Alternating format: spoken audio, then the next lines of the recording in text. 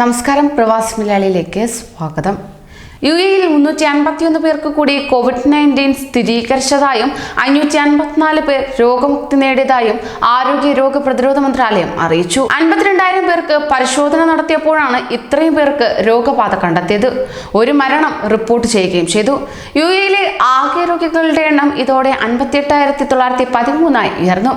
രോഗം ഭേദമായി ആശുപത്രി വിട്ടവർ 52,182, ആകെ മരണം 344. ആശുപത്രിയിൽ നിലവിൽ ചികിത്സയിലുള്ളത് 6,387. തലസ്ഥാന നഗരിയിൽ കൂടുതൽ ബീച്ചുകളും പാർക്കുകളും സന്ദർശകരെ അനുവദിച്ചു തുടങ്ങി. എല്ലാ സുരക്ഷാ മുൻകരുതലുകളും സ്വീകരിച്ചുകൊണ്ടാണിതെന്ന് മുനിസിപ്പാലിറ്റീസ് ആൻഡ് ട്രാൻസ്പോർട്ട് വിഭാഗം അറിയിച്ചു.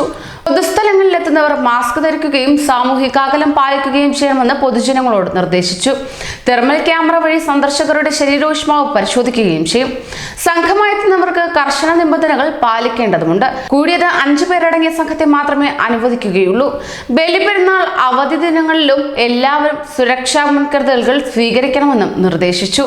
പാകിസ്ഥാനിൽ നിന്ന് കോവിഡിന് ശേഷം ആദ്യമായി ഔദ്യോഗികമായി യുഎഇ സന്ദർശിക്കുന്ന പ്രമുഖ വ്യക്തി പാകിസ്ഥാനിൽ നിന്നാണ്. പ്രവാസി പാകിസ്ഥാനികൾക്ക് വേണ്ടിയുള്ള പ്രധാനമന്ത്രിയുടെ പ്രത്യേക അസിസ്റ്റന്റ് സെയ്ദ് സുൽഫി അബ്ബാസ് ബുഖാരിയാണ് ദ്വിദിന സന്ദർശനത്തിനായി എത്തിയത്. യുഎഇയിലുള്ള പാകിസ്ഥാനികളുടെ ജോലി സംബന്ധമായ പ്രശ്നങ്ങൾ യുഎഇ മനുഷ്യവിഭവ സ്വദേശവത്കരണ മന്ത്രി നാസർ ബിൻ താനി ജുമാ അൽ ഹംലിയുമായി സെയ്ദ് സുൽഫി ചർച്ച ചെയ്യുകയും ചെയ്തു. കൂടുതൽ വാർത്തകൾക്കായി ഈ ചാനൽ സബ്സ്ക്രൈബ് ചെയ്യൂ.